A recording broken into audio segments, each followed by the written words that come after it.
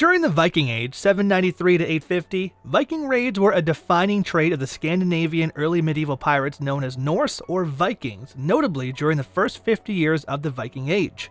Now, because of a population increase and the establishment of trading networks throughout Europe, the Vikings were more aware of the richness of their neighbors, both in money and in land, and that's why their raids grew more aggressive with time.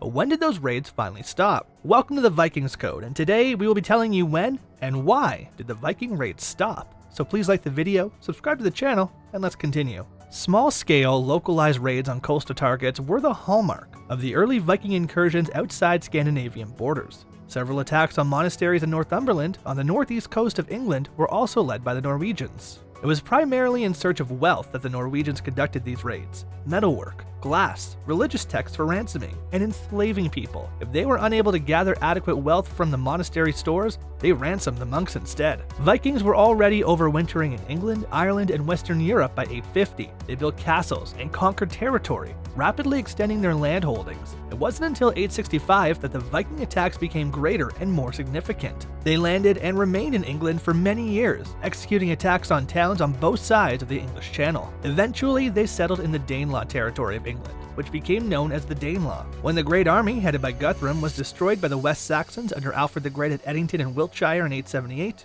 Guthrum and 30 of his troops were baptized as part of the agreement that brought them to peace. Following that, the Norse moved to East Anglia and established there, where Guthrum rose to power as a king in the style of Western European monarchs, using the baptismal name of Aethelstan, which is not to be confused with Athelstan. When the attacks came to an end, the Viking Age came to an end. 1066 is commonly cited as a fitting date for the end of the Viking era. At the Battle of Stamford Bridge, the Norwegian king Harald Hardrada was defeated and murdered in his effort to recover a section of England from the English monarchy. It was the final major Viking incursion into Europe. Times had changed, and due to it, the raid slowed and eventually halted. Raiding was no longer lucrative or attractive, hence it was no longer done. The Vikings were neither subdued nor defeated. Because there were less and fewer attacks, they were referred to as Danes, Swedes, Norwegians, Icelanders, Greenlanders, and Faroese by the rest of Europe, rather than Vikings. So that's it for today's video. We hope you enjoyed it, and if you have any thoughts or questions, please let us know in the comments section. Make sure to stay tuned with us, and we will see you